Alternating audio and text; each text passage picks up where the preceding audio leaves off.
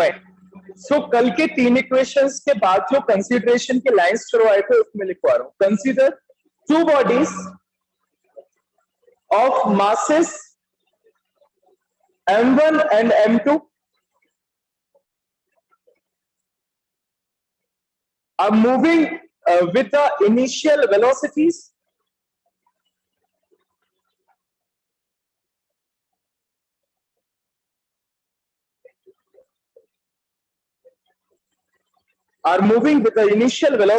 u1 and u2.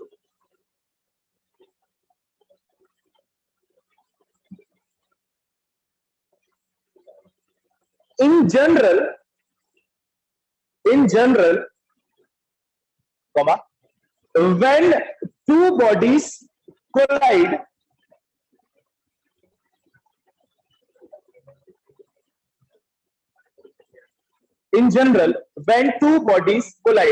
comma, the collision is two-dimensional.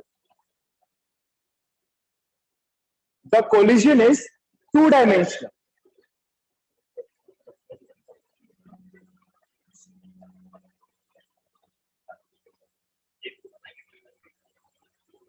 दो लाइनें बची है क्या? अभी एक बची।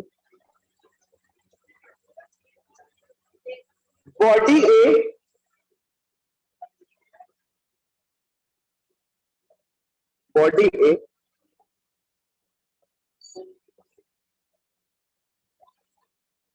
after collision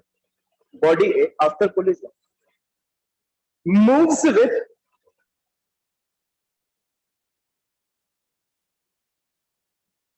velocity v1 making angle theta with the horizontal. Making angle theta with the horizontal. Full stop. अब ऐसे ही बी के लिए लाइन बची है, लिख लो, शॉर्ट में लिख लो। Body B making angle phi with the horizontal.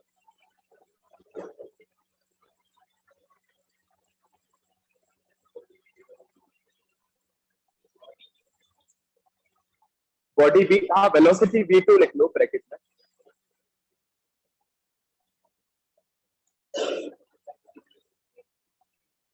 तीनों इक्वेशंस को कुछ नाम दिए 1 2 3।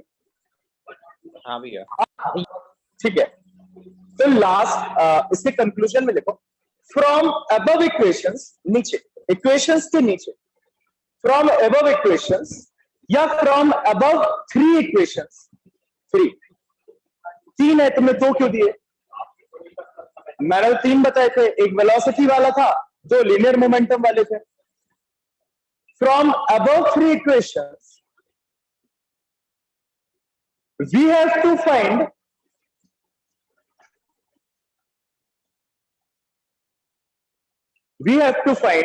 four variables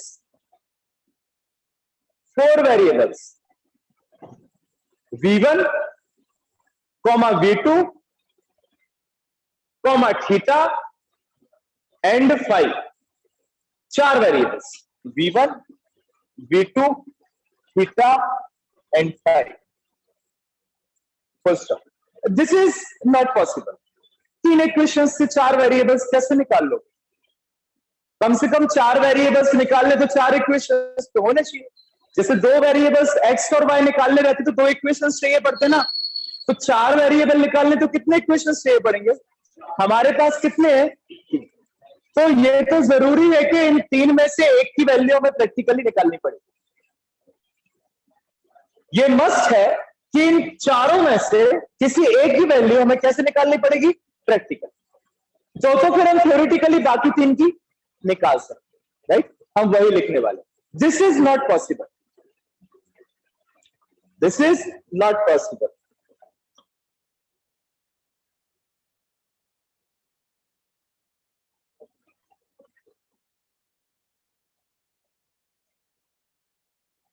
full stop. We have therefore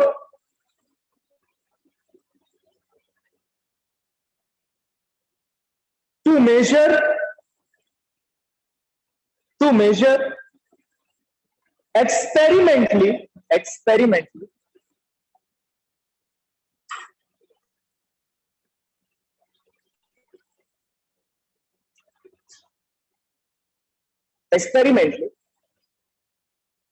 any one parameter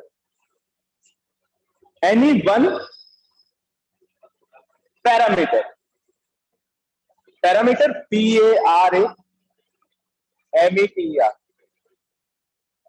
मतलब ऊपर जो 4 पैरामीटर्स दिए है ना, V1 V2 थीटा फाइव, उसमें से एक आध को आपको एक्सपेरिमेंटली कैलकुलेट करना पड़ेगा, तो फिर आप बाकी 3 निकाल सकते हो, बस वही लिखो।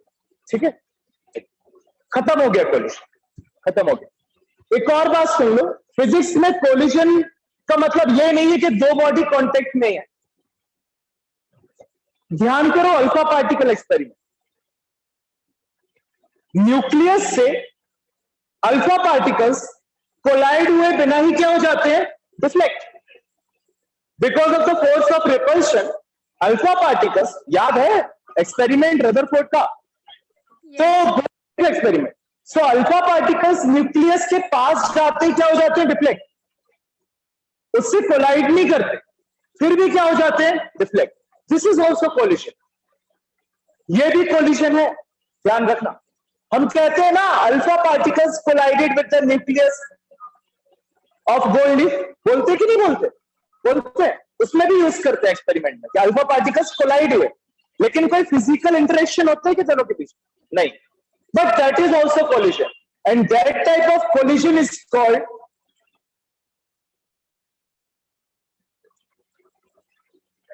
Scattering.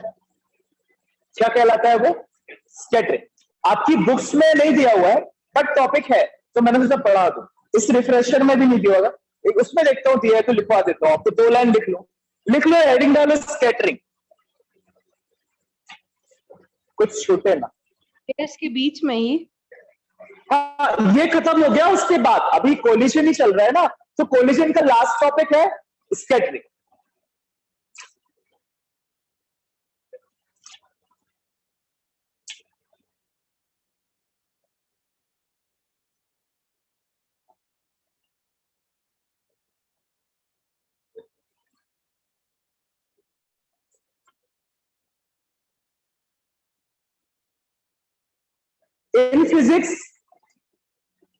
In physics,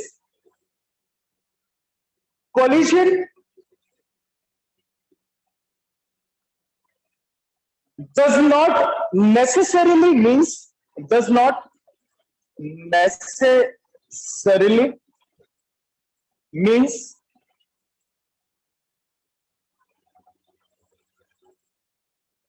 a physical contact.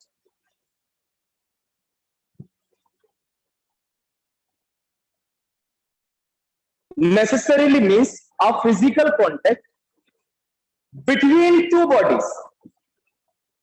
Between two bodies. Full stop.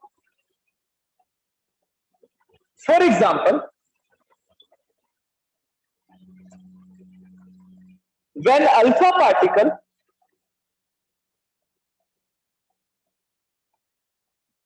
moves towards alpha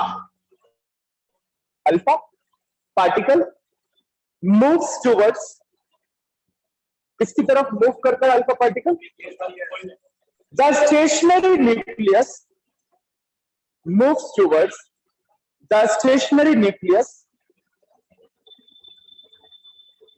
comma, it never hits the nucleus, it never hits hits the nucleus,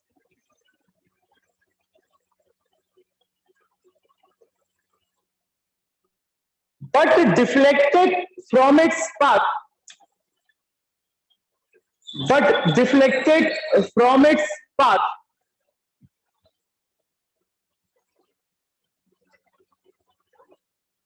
when comes near the nucleus,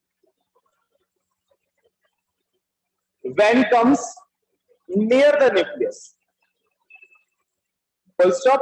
line change करो, coat and quote लगाओ. This type of event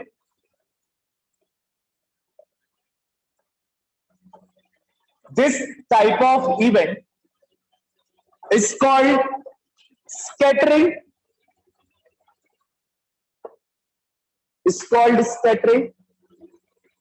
or collision from a distance.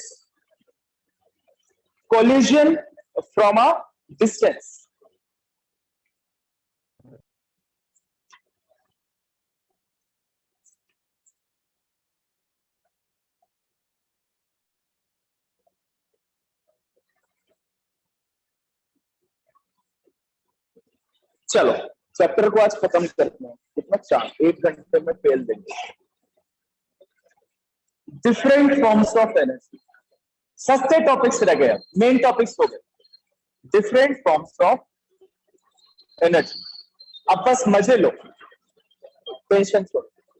अब कुछ concept समझने का नहीं है, पूरा theoretical, मजे लेने का. ठीक है, जो प्रैक्टिकल एप्लीकेशंस देखते हैं वही सब. कौन कौन से फॉर्म्स हमें पढ़ने हैं? हीट, इंटरनल, ये सब मैं आपसे पूछूंगा. और हीट एनर्जी पढ़नी है, इलेक्ट्रिकल और न्यूक्लियर.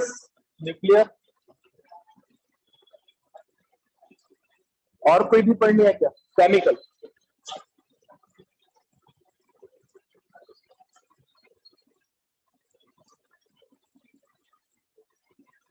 ओके, हीट एनर्जी सबको पता है, तो बताओ what is heat energy?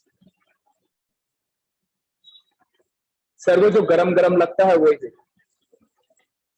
What is heat energy? What is the cause of heat energy of a body? Increase. क्या बोल रहे बेटा? क्या कह रहे हैं? Energy produce due to friction of a body. Okay, excellent.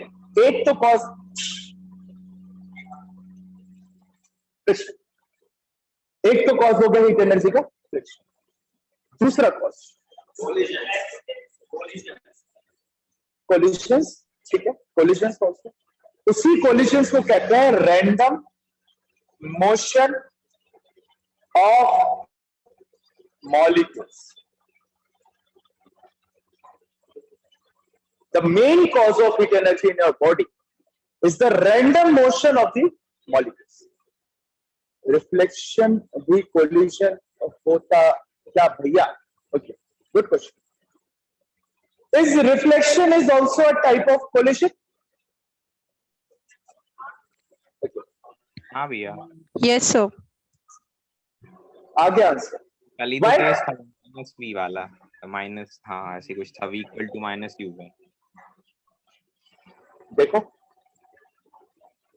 right? So you can take reflection as a cause, sorry, as a type of collision. When अपन बोलते हैं ना, when light collides a surface, तो जहां collides word use हो रहा है मतलब collision. कोई नया collision थोड़ी आ जाएगा फिजिक्स में. जहां आपने वर्ड यूज कर दिया collide, it means collision. So तुम देख लो, तुम कहीं भी डेफिनेशन पढ़ोगे आप सब, तो आपको लिखा मिलेगा when light collides a plane surface. बोलते हो कि नहीं? When light collides a plane, of course it is the collision. However, अभी एनर्जी कहां से क्वेश्चन आ जाते हैं? कहां से? हाँ,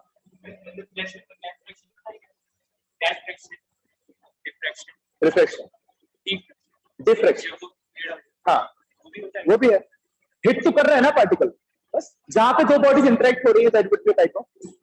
अभी ऑप्टिक्स सामने दो टाइम. हीट एनर्जी का cause random motion of molecules. आपकी बॉडी के अंदर जो आपके मॉलिक्यूल्स हैं, वो जब रैंडम मोशन करते हैं, they generate the heat energy.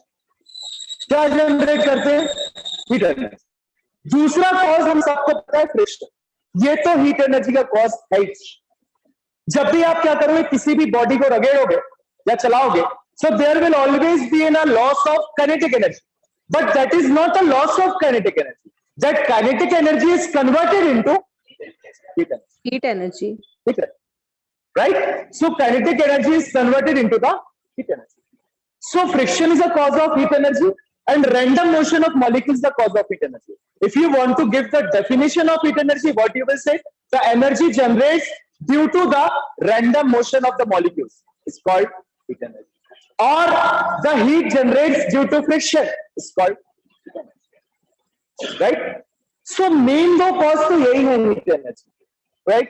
अब उसको कहां कहां यूज करते हो, क्या करते हो, ये सब हम बाद में देखेंगे जब अपन पढ़ेंगे ट्रांसफॉर्मेशन ऑफ एनर्जी. फिलहाल के लिए कॉजेस, हीट एनर्जी के कॉज ये है, आपकी बॉडी के अंदर रैंडम मॉलिक्यूल्स जो है वो रैंडम मोशन करेंगे तो हीट एनर्जी जनरेट होगी, फ्रिक्शन होगा तो heat energy. These two are the main causes. Right? Friction के केस में क्या होगा? There will be a loss of kinetic energy due to kinetic friction, and that kinetic energy will be converted into the internal energy. किसको पता है? प्रेम पता है? Chemistry में पढ़ा होगा इंटरनल एनर्जी. कितने चैप्टर्स हो गए केमिस्ट्री में? 11th class. कोई तो जा रहा, जाते नहीं तो खुद से फिजिक्स बस पढ़ के पास करनी है क्या? अभी जो सर 4 ही हुए हैं. कितने हुए? 4 ही हुए. 4. तो 4 में अभी तक इंटरनल एनर्जी नहीं मिली. नहीं सर, अभी थर्मोडायनामिक्स. No sir. ओके, बताओ Akshay, what is internal energy? नहीं. okay. देखो, इंटरनल से समझ में आ रहा है अंदर की, किसी भी बॉडी के अंदर की. राइट? आपकी बॉडी के अंदर जो मॉलिक्यूल्स हैं वो मॉलिक्यूल्स क्या करते हैं? एक जगह से दूसरी जगह क्या करते हैं? मूव. तो उनके पास कौन सी एनर्जी है? Kinetic The energy. molecules are doing the motions. It means they contain kinetic energy. दूसरा, आपकी बॉडी के अंदर के मॉलिक्यूल्स में क्या लग रहा है? कुछ इंटरमॉलिक्यूलर फोर्सेस लगते हैं, जिन इंटरमॉलिक्यूलर फोर्सेस के कारण वो पार्टिकल्स या वो मॉलिक्यूल्स अपना कॉन्फ़िगरेशन बार बार क्या करते हैं? Change. And the energy by the virtue of change in configuration is called potential. So you can say the total mechanical energy inside the body is called Internal energy. the total mechanical energy inside the body. Short definition. बड़ा करना है. Motions, molecules are doing the random motion due to which they possess A. B. Intermolecular forces are working on the molecules, due to which their shape or configuration changes, and hence they possess, and this total energy of the body is called. Okay? So internal energy is the total mechanical energy of the electrical energy. आपके घर में bulb जलता है due to electrical. However, anyone who can define what is electrical energy? Shortly, energy due to the flow of charges. ठीक है, और कोई? और थोड़ा सा हल्का सा डीप. भैया एनर्जी. यही है, सही है जो आदित्य बोल. भैया energy produced by motion of charge, movement of charge. Okay. और यू कैन से, देखो भैया एनर्जी प्रोड्यूस्ड बाय स्टीम. ये तो तुम वो बताने लगे कहां कहां से इलेक्ट्रिकल एनर्जी मिल रही. कॉज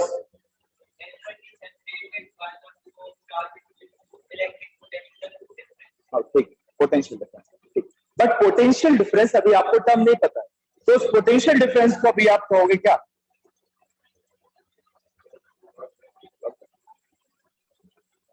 तो चार्जेस जो है वो फ्लो हो रहे हैं और अपने आप फ्लो नहीं हो रहे हैं. उन चार्जेस को फ्लो करने के लिए क्या हो रहा है? Work done. And this work done will be stored in the form of electricity. Electricity is due to the flow of charges. Electricity is due to the flow of charges. आपको पता ही होगा, जब चार्जेस फ्लो करते हैं तभी electricity generate होती है. अब चार्जेस अपने आप फ्लो तो करते नहीं. There is necessarily a work done जिसके कारण चार्ज क्या हो रहा है? Flow. And this work done will be stored in the form of electrical. ये सुनना चाह रहा.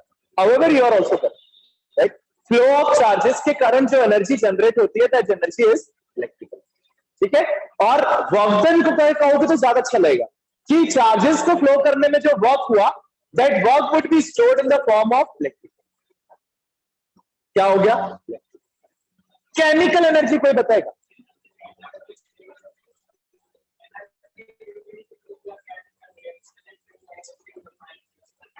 Okay, energy produced due to the chemical reaction in which exchange of ions takes place. ठीक है, और कोई बेसिक कॉज प्रोड्यूस हुई ions के एक्सचेंज होने से, बट बेसिकली क्या हुआ? और थोड़ा सा डीप में जाओ, आयंस की जगह एटम्स एंड मॉलिक्यूल्स में जाओ, तो electrical energy, sorry chemical electrons क्या? Energy produced during formation of different compounds. ठीक है, गुड, पहुंच रहे हो धीरे धीरे. और कोई? ट्रांसफर ऑफ इलेक्ट्रॉन्स की करंट तो पागल हो, पर तो charge, transfer of electron is charge, electrical energy. देखो, कोई भी एटम्स जुड़ के क्या बनाते हैं? एक मॉलिक्यूल. केमिस्ट्री का बेसिक है, पढ़ा है. कोई भी मॉलिक्यूल्स जुड़ के क्या बनाते हैं? कंपाउंड्स. एटम्स जुड़े, मॉलिक्यूल्स बनाए, मॉलिक्यूल्स जुड़े, कंपाउंड बनाए. तुम जब इनको तोड़ोगे तो इनके तोड़ने पे जो एनर्जी रिलीज होगी दैट इज क्या है? जब भी एटम्स है या मॉलिक्यूल्स है, इनकी होती है एक binding energy.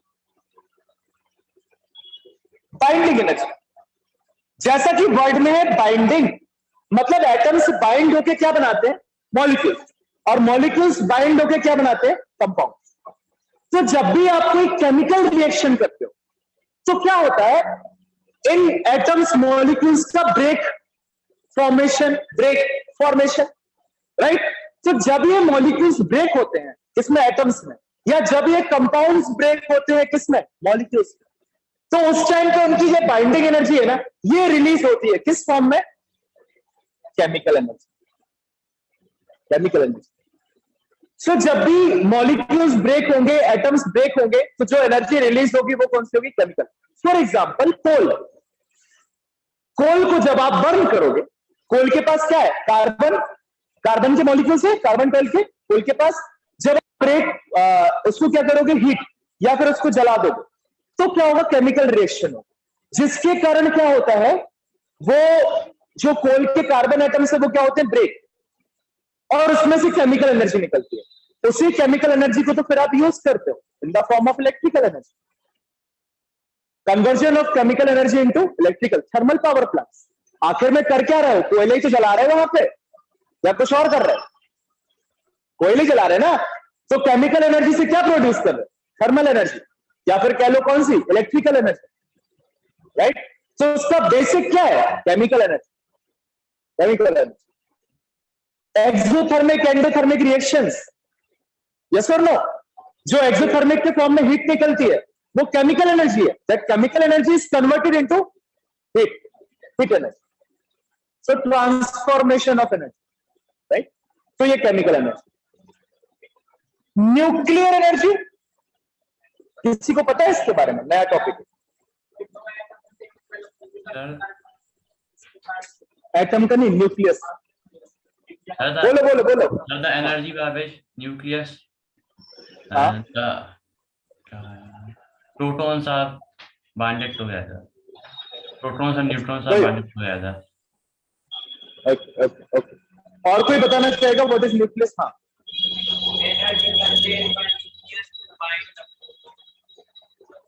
That is not nuclear force. That is a nuclear force. किसी भी चीज को बाइंड एनर्जी लगता है कि फोर्स लगता है? फोर्स.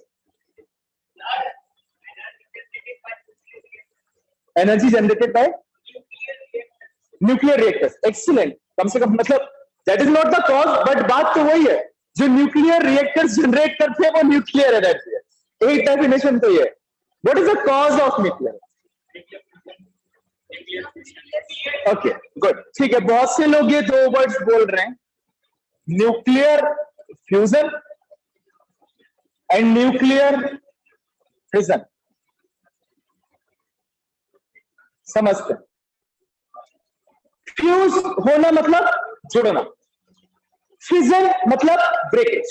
अमीबा बाइनरी फिजन क्या होता है? टूटता जाता है। फिजन मतलब टूटना और फ्यूजन मतलब जुड़ना। ठीक, जब भी दो सुइटेबल न्यूक्लियस एक दूसरे से क्या होते हैं? फ्यूज होते हैं। They generate a ट्रेमेंडस amount of energy, ट्रेमेंडस amount of energy, and that energy is nuclear energy. जब कोई एक बड़ा, जैसे यूरेनियम, इसका न्यूक्लियस जब क्या होता है? टूटता है, and that will generate a ट्रेमेंडस amount of energy. यही है cause of nuclear bomb. Nuclear bomb का कॉज है ये न्यूक्लियर फिजन। जब भी आप हाई रेटेड न्यूक्लियस को क्या करोगे? तोड़ोगे, तो ट्रेमेंडस अमाउंट ऑफ एनर्जी निकलती है, and that energy is nuclear energy.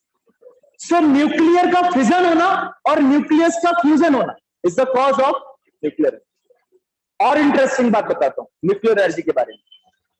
क्या होता है जब दो न्यूक्लियस फ्यूज होते हैं? जब दो न्यूक्लियस फ्यूज होते हैं तो जो नया न्यूक्लियस बनता है, उस न्यूक्लियस का मास उन दो न्यूक्लियस के सम से क्या रहता है? कम। और वो जो मास डिफेक्ट हुआ या जो कम मास बचा, देखो मैं ये कहना चाह रहा हूं, let us come to the concept of mass energy equivalence. E is equals to mc square. आप घुस गए हैं अगर मॉडर्न फिजिक्स में तो देख ही लेते हैं, अदरवाइज जरूरत नहीं है। आपके इंटरेस्ट के लिए बता रहा हूं, आधे घंटे में आराम से लिख लेंगे। अभी चारा खा रहा हुआ 10 मिनट सुन लो, बहुत मजेदार है। What I am trying to say कि जब दो न्यूक्लियस क्या हुए? फ्यूज, एक अलग न्यूक्लियस बना, इसका मास था m1, इसका मास था m2, इसका मास है m। m1 plus m2 will always be greater than m. So there is always a mass defect. There is always a mass defect, and this mass is converted into energy. यहीं से formula आता है E is equals to mc square। अब समझो मेरी बात को, अगर मान लो ये m कौन सा मास है जो डिफेक्ट हुआ, और ये एनर्जी कौन सी है जो इस मास के कारण जनरेट हुई। अब मान लो अगर 1 किलो मास भी क्या हुआ? डिफेक्ट हुआ ना, कितना 1 kg, मान लो 1 kilo mass into 3 into 10 power 8 metre per second. ठीक है, करो multiply, KG metre per joule में आ जाएगा। 3 इंटू 10 पावर 8 जूल। क्या है? अरे इसका और स्क्वायर।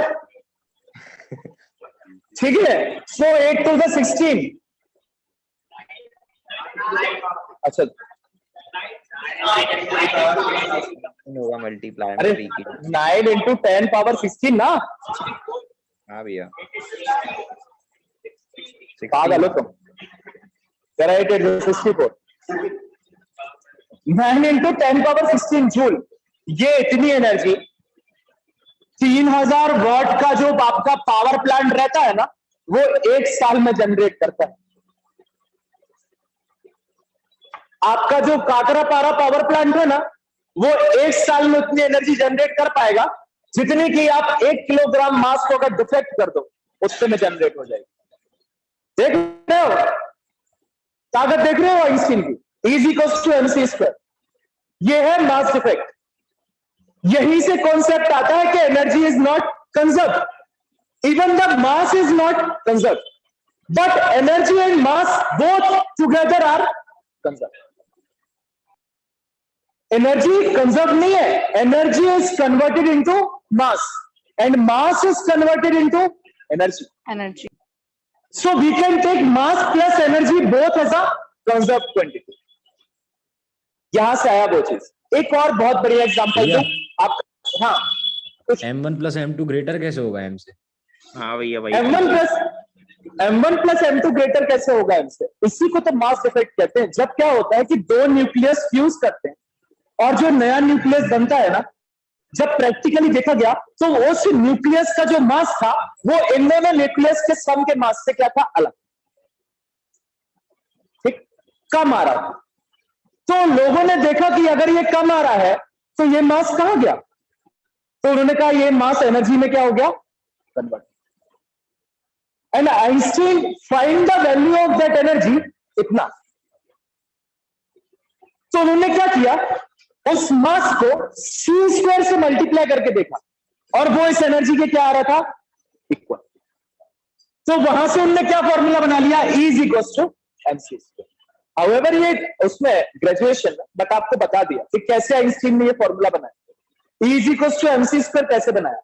उन्होंने एनर्जी को क्या किया, प्रैक्टिकली क्वांटिफाई किया। तो उन्हें माना कि 10⁻16 जूल के आसपास की एनर्जी उन्हें क्या हो रही है, मिल रही है। तो उन्होंने कहा अगर मैं मास डिफेक्ट को c² से मल्टीप्लाई कर रहा हूं तो भी मुझे सेम एनर्जी मिल रही है। तो उससे उन्होंने ये फॉर्मूला बनाया।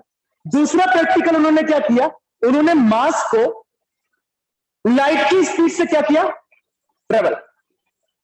तो वो पूरा का पूरा मास किसमें कन्वर्ट हो गया, एनर्जी। उससे भी वो किस तक पहुंच गया, E = mc², right.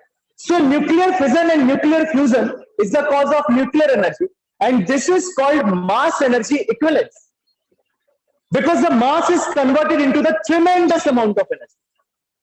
For example, sun, 4 hydrogen atoms मिलके बनाते हैं एक हीलियम एटम। 4 हाइड्रोजन एटम बनके क्या मिलाते हैं, हीलियम का मॉलिक्यूल।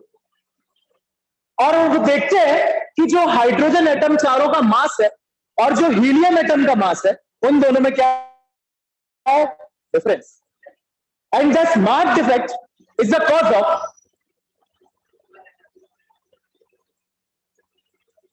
Solar energy. तो कॉन्टिन्यूअस क्या होता है सूरज में, न्यूक्लियर फ्यूजन।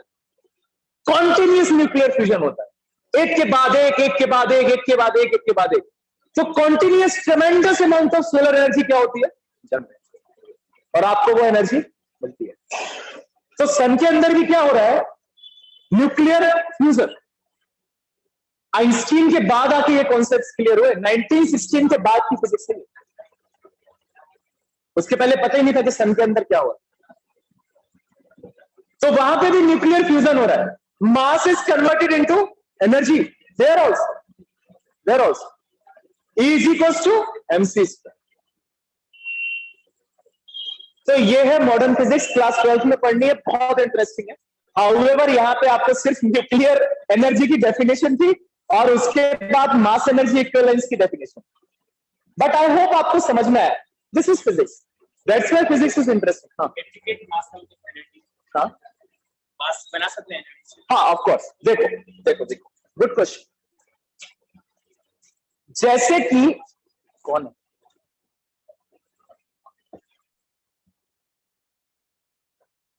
E = mc² है, तो क्या हो रहा है, mass is converted into energy. So m = E/c²। Here the energy is converted into mass. So both are the reciprocal concept. When the mass is converted into energy, even the energy can be converted into. However, इस वाले part की study अभी इतनी नहीं हुई है, तो आपके लिए पीएचडी का रिसर्च टॉपिक आप कर सकते। You want, you can do. बहुत सही बोल रहा हूं कि कहीं भी कोई भी एग्जांपल आपको ऐसा खास नहीं दिखेगा जहां पे मास आपको एनर्जी में कन्वर्ट होता हुआ दिखेगा, या सॉरी, एनर्जी आपको मास में कन्वर्ट होता हुआ दिखेगा। So this is a topic. However this reciprocal is true, ये सही है, ये गलत नहीं। दोनों एक दूसरे में कन्वर्ट होते, दोनों एक दूसरे में कन्वर्ट। देखिए, चलो फॉर्म्स ऑफ एनर्जी, पहला लिखो heat energy. Heat energy,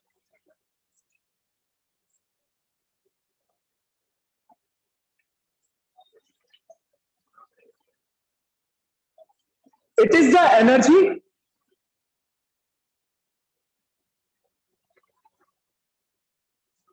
possessed, POSSESSET, possessed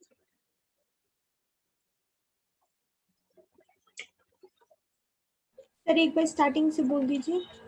It is the energy possessed by the body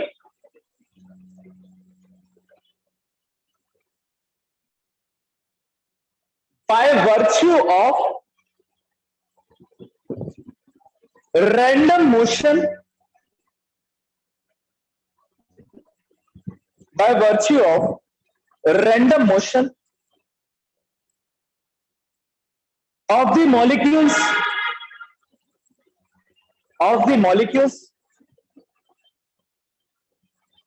of the body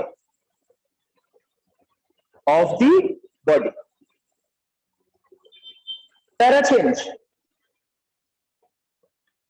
This energy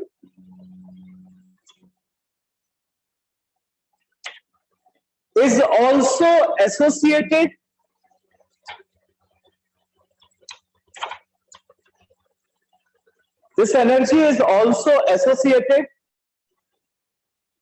with the force of friction.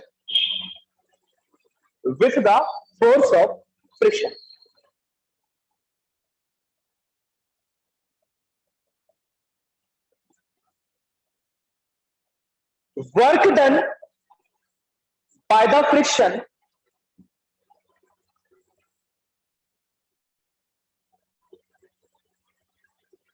is not lost, comma, but converted into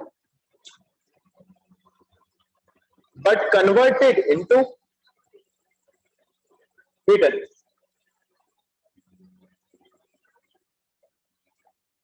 भैया but converted into के बाद Heat energy converted into heat energy. Full stop. Second लिखो internal energy.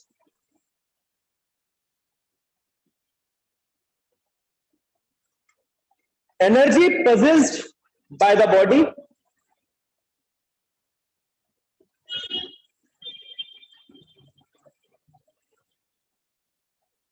by virtue of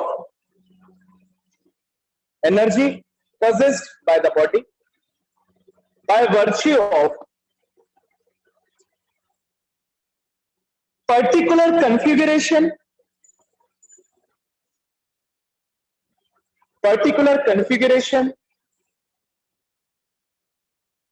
of its molecules, bracket में क्या लिखोगे, particular के बाद configuration अभी इतने दिन से शेप के लिए जो वर्ड यूज कर रहे हैं, configuration of its molecules, bracket में लिखोगे P dot E, and the random motion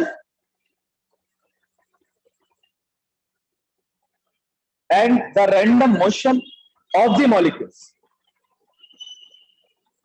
bracket में लिखोगे K dot E.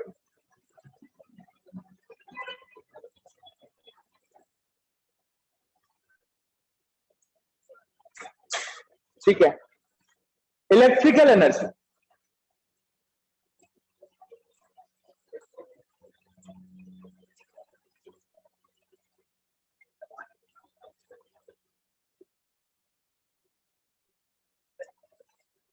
work done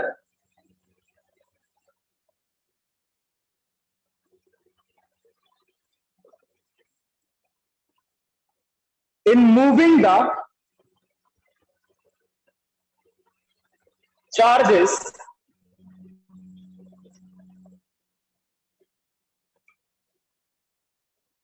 through all work done in moving the charges through THROUGS through all electrical appliances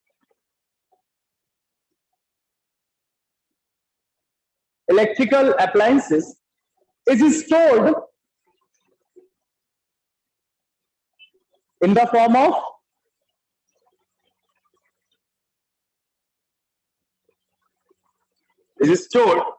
form of electrical energy.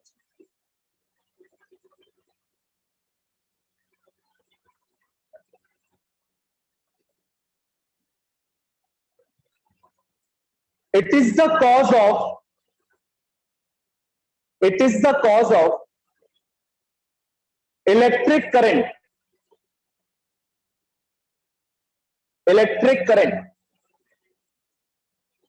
Full stop. चौथी, chemical energy.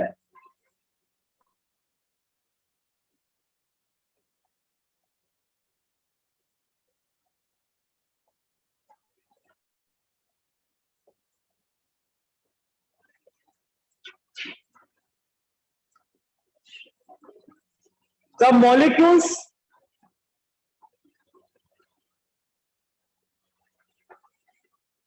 participating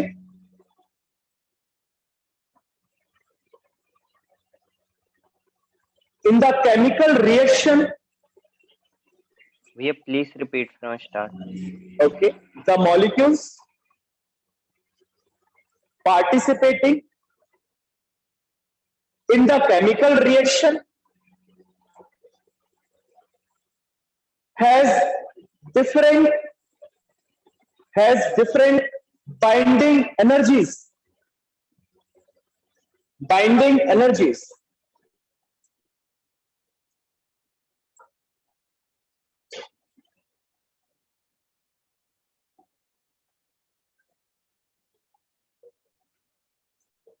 When these molecules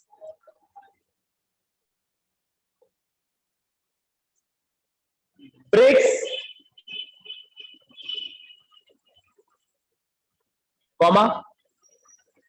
chemical energy is produced.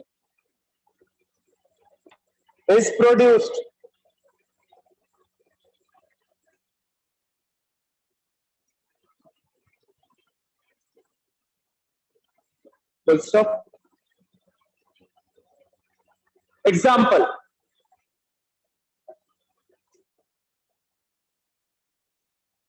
Coal consists of carbon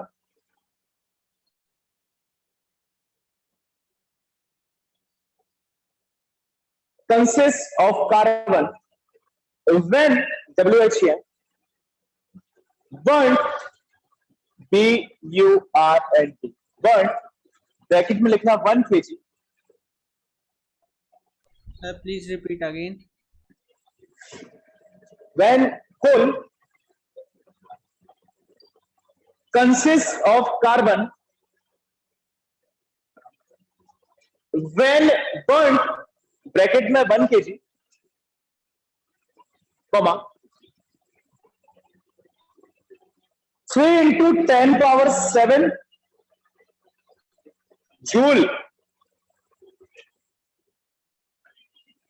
of energy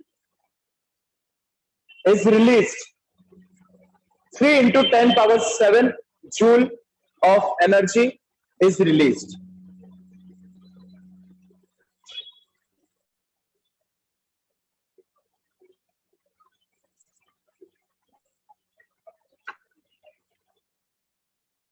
Nuclear energy.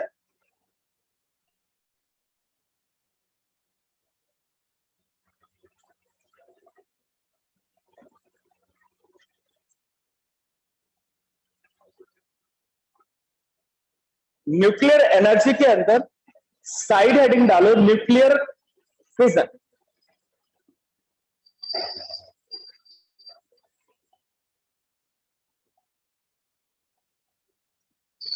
लिखो, arrow लगाओ उसके आगे, लिखो involves INVOLVES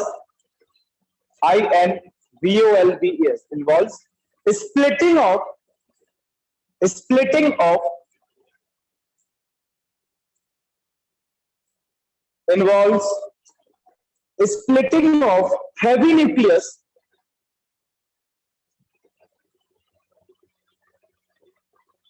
into 2 or more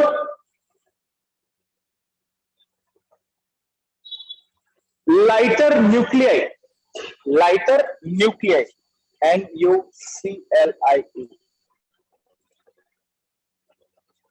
CLEI, nuclear.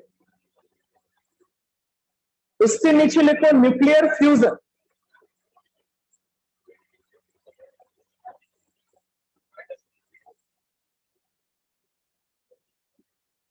भैया इसके नीचे क्या लिखना है?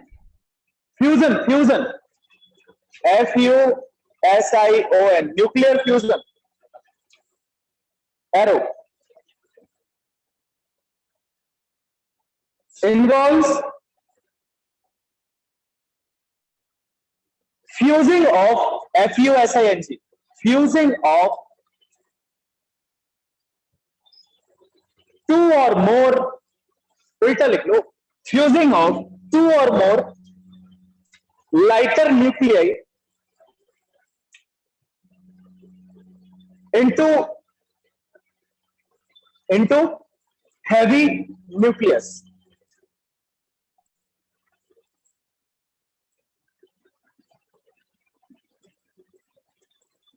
Para change. Above phenomena, PHENOMENAS,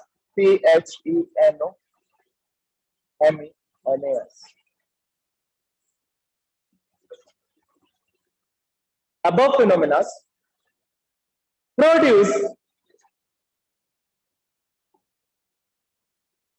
tremendous, TREMEN,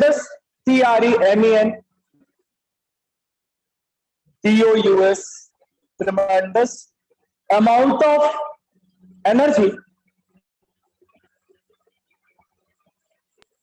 So what after above phenomena? Produce tremendous amount of energy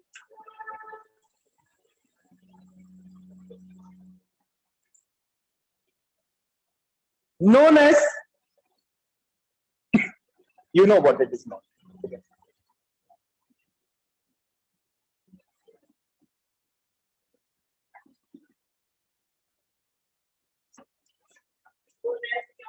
वाह, दूसरा known as क्या? Nuclear energy. अक्षय, नेक्स्ट क्या? Mass energy equivalence. नेक्स्ट, हाँ क्या हो गया? हाँ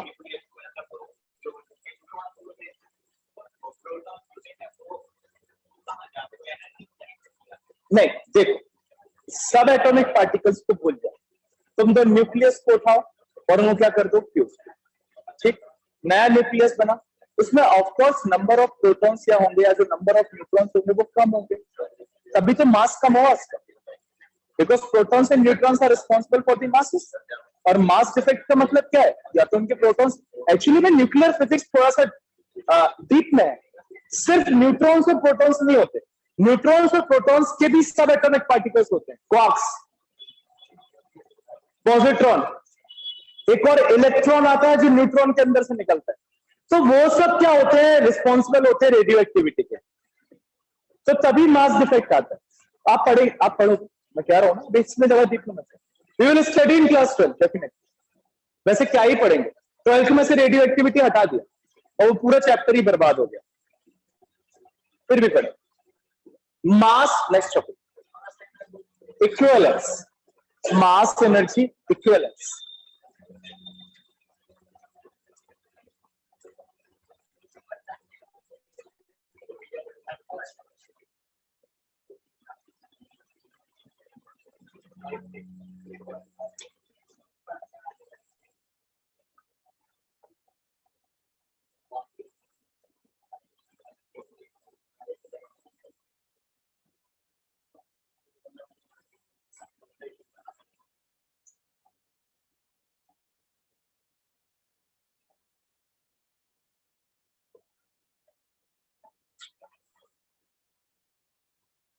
ठीक है, लिखो, इसके अंदर लिखो, इन 1905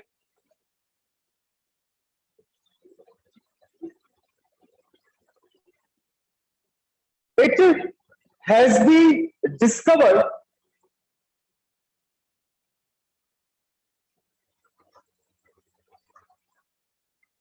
by भैया एक बार स्टार्टिंग से बोल दीजिए। okay in 1905 this is the year in which he get Nobel Prize मिला था 1913 discovery 1905 में हुई in 1905 it has been discovered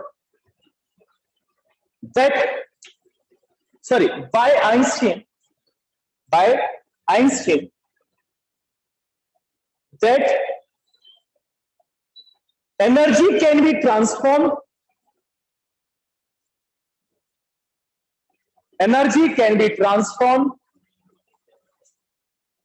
into mass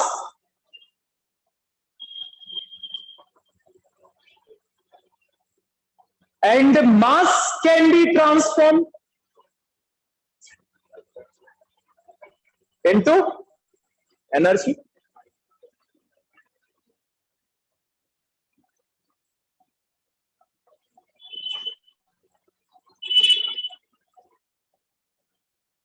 E is equals to mc square.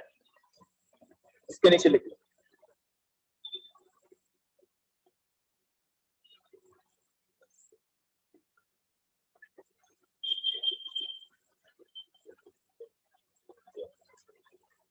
where mass m is converted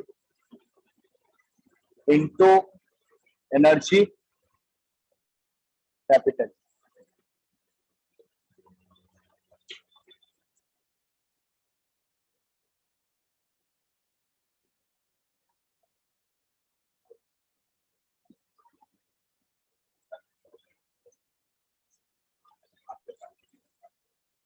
Thus,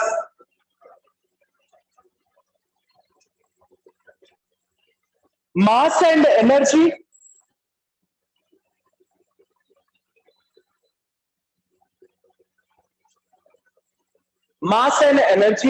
are not conserved separately.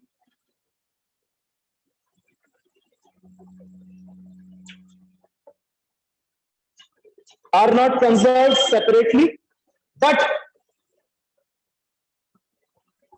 are conserved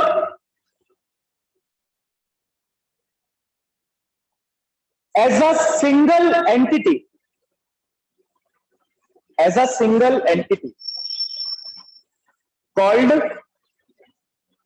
called mass energy.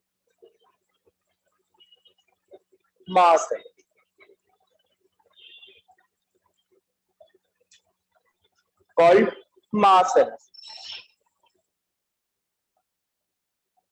Full stop. Example लिख लो, sun वाला तो लिख ही लो. Example,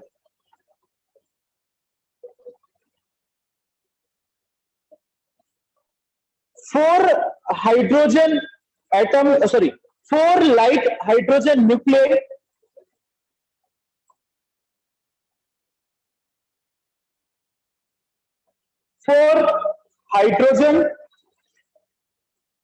क्या बोला मैंने?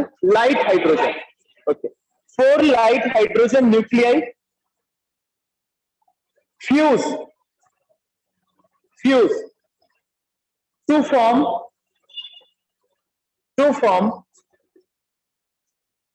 a helium nucleus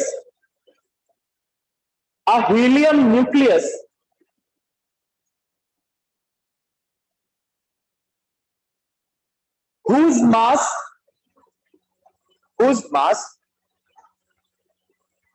is somewhat less than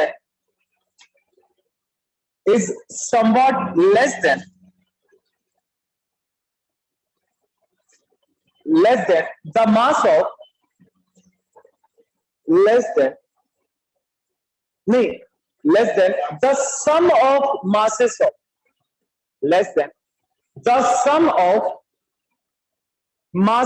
of four H nuclei. 4H nuclei.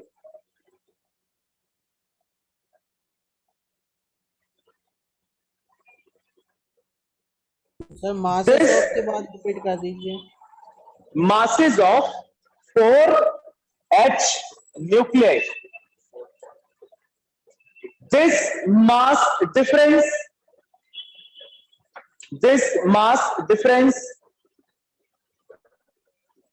is the source of, किसका सोर्स है ये? Solar energy.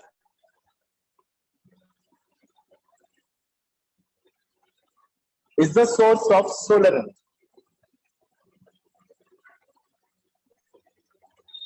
Let's do transformation of energy.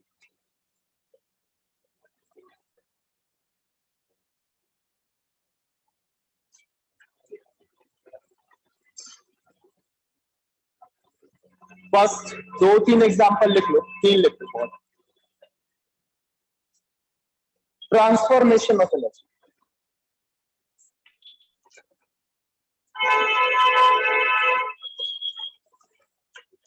In an electric bulb,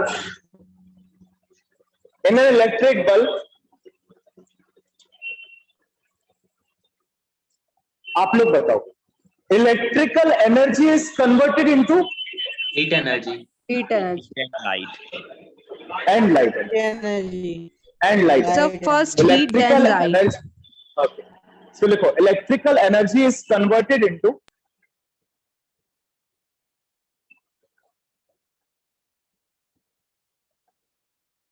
heat energy and light energy. ये आपका MCQs में पूछेगा, ठीक है. अगर आपका एमसीक्यू पैटर्न से हो रहा है तो इसमें से एक ना एक जरूर पूछेगा. ये है बहुत सारे मेरे पास, कम से कम 20 हैं, तो मैं आपको इसकी क्या भेज दूंगा, पिक.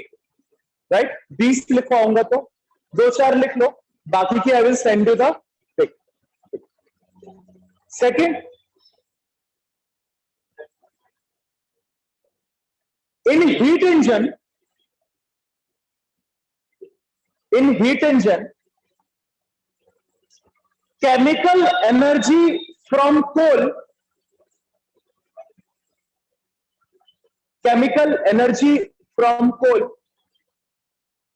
is converted into, किसमें कन्वर्ट होगी सोचो? Kinetic energy. Mechanical. Yes, sir. kinetic plus potential. Mechanical. Sir भैया heat energy heat from produce होगी ना, हीट एनर्जी भी होगी. है क्या? भैया हीट एनर्जी हीट एनर्जी भी अरे ऑफ प्रोड्यूस कोर्स, होगी. देखिए यार, हीट एनर्जी तो तुम कोई भी रिएक्शन करो उसमें प्रोड्यूस, समझ रहे. लेकिन हर रिएक्शन में हीट एनर्जी लिखना जरूरी नहीं रहता. आप सिर्फ मैकेनिकल लिख दो कि तो उसमें काम हो जाए. Mechanical. Third,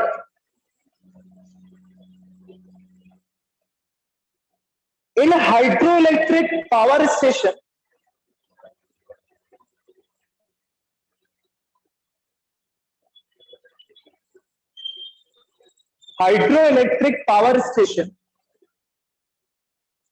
potential energy of water, P dot E of water, is converted into,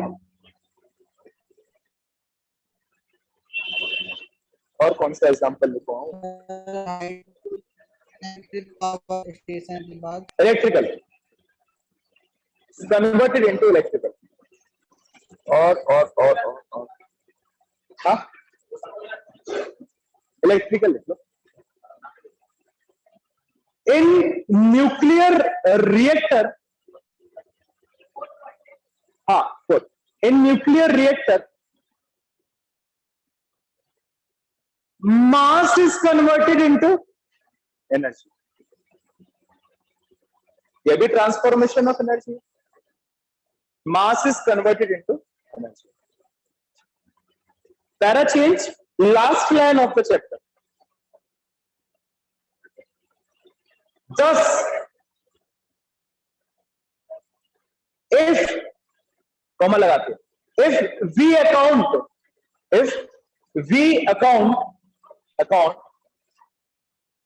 all forms of energy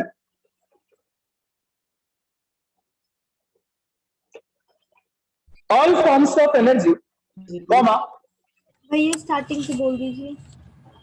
10 if we account all forms of energy comma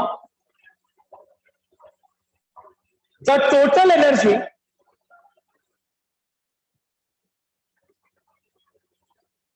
of an isolated system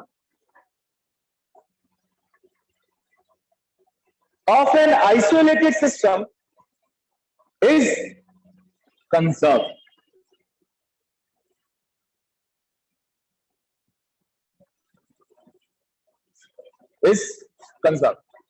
Full stop. Line change. This is the law of conservation of energy.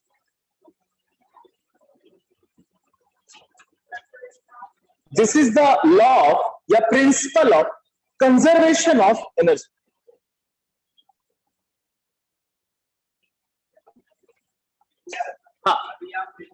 हाँ ठीक है. Now this is after quantum mechanics. Now you are considering the mass energy also, na? You are taking it as a one identity. ठीक है, तो उस हिसाब से लिखा है. चैप्टर होता है समाप्त.